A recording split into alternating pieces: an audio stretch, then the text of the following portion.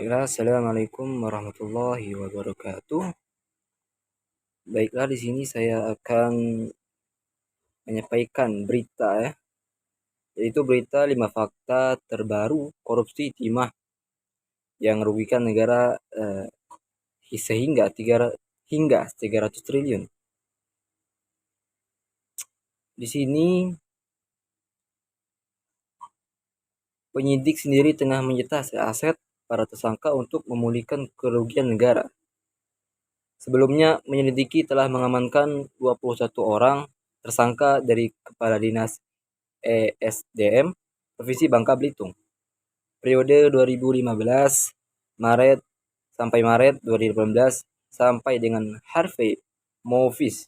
Berikut adalah sederet fakta terbaru terkait kasus korupsi timah yang menelan kerugian sampai 3 triliun rupiah yang telah dihimpun oleh tim News Liputan 6. Jadi langsung aja yang pertama yaitu kerugian negara capai 300 triliun.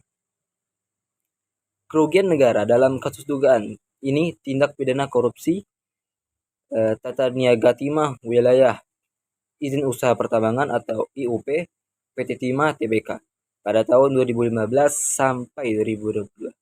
Berdasarkan audit BPKP bertambah menjadi 300,3 triliun. Hal ini disampaikan Jaksa Agung Sanitar Burhanuddin Rabu 29 Mei 2024. Lanjut, berdasarkan hasil audit Badan Pengawasan Keuangan dan Pembangunan, nilai kerugian keuangan negara mencapai 300 triliun lebih, terdiri dari kerugian kerja sama PT Timah Tbk dengan smelter swasta sebesar 2,285 triliun. Kerugian atas pembayaran biji timah kepada PT Timah Tbk sebesar 26,649 triliun dan kerugian lingkungan sebesar 271,1 triliun. Yang kedua, kerugian negara dibebankan kepada PT Timah. Sebelumnya, Kejaksaan Agung akan membebankan kerugian negara senilai 300 triliun kepada para tersangka korupsi timah. Keputusan ini adalah hasil ekspos penyidik terhadap kasus ini. Namun, setelah diselidiki, terdapat PT Timah selama menjalankan bisnisnya tidak pernah menjalankan mulus karena perusahaan plat merah Badan Usaha Milik Negara atau BUMN kerap merugi. Karena kondisi itulah, Febri menjelaskan saat proses ekspos, penyidik sepakat untuk membebankan kerugian negara yang ditimbulkan kepada seluruh pihak penerima dari keuntungan hasil korupsi timah dalam perkara tersebut. Lanjut yang ketiga. Penyidik fokus pulihkan kerugian negara. Dengan kerugian yang besar itulah Kejagung saat ini juga sedang fokus melalui jeratan tindak pidana pencucian uang atau TPPU memulihkan kerugian negara mencapai 300 triliun tersebut.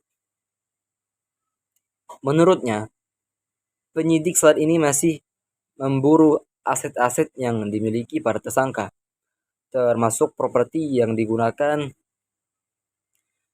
saat melakukan tindak pidana untuk nantinya disita oleh penyidik.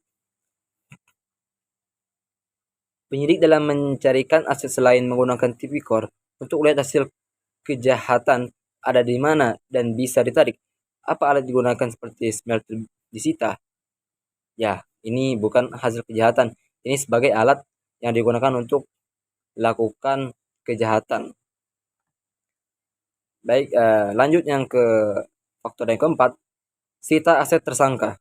Hingga saat ini penyidik telah melakukan pemblokiran terhadap 66 rekening, 187 bidang tanah atau bangunan, serta menyita sejumlah uang tunai, 55 unit alat berat dan 16 unit mobil dari para tersangka.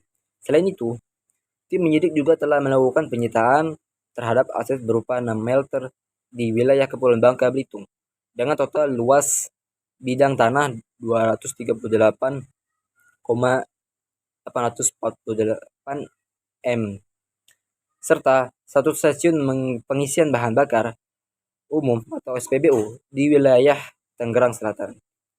Lalu untuk 6 melter akan ditindaklanjuti dengan pengelolaan oleh Kementerian Badan Usaha Milik Negara atau BUMN, sehingga tindakan penyitaan yang dilakukan tetap menjaga nilai ekonomis dan tidak memberikan dampak sosial. Baik, yang terakhir yaitu 5. Tetapkan 5 tersangka. Sebelumnya, penyidik dalam perkara ini telah menangkap 21 orang sebagai tersangka yang aset-asetnya tengah disita untuk menutupi kerugian negara. 21 tersangka tersebut yakni tidak bisa saya sebutkan seluruhnya, tapi saya sebut sebagian saja. Yang pertama, SW selaku Kepala Dinas ESDM Provinsi Bangka Belitung periode 2015 sampai Maret 2018. BN pelaku PLT Kepala Dinas ESDM Provinsi Bangka Belitung periode Maret 2019 dan seterusnya. Jadi ini dapat saya sampaikan tentang 5 fakta terbaru kasus korupsi timah yang merugikan negara sehingga mencapai 300 triliun. Baiklah, saya cukupkan di sini saja.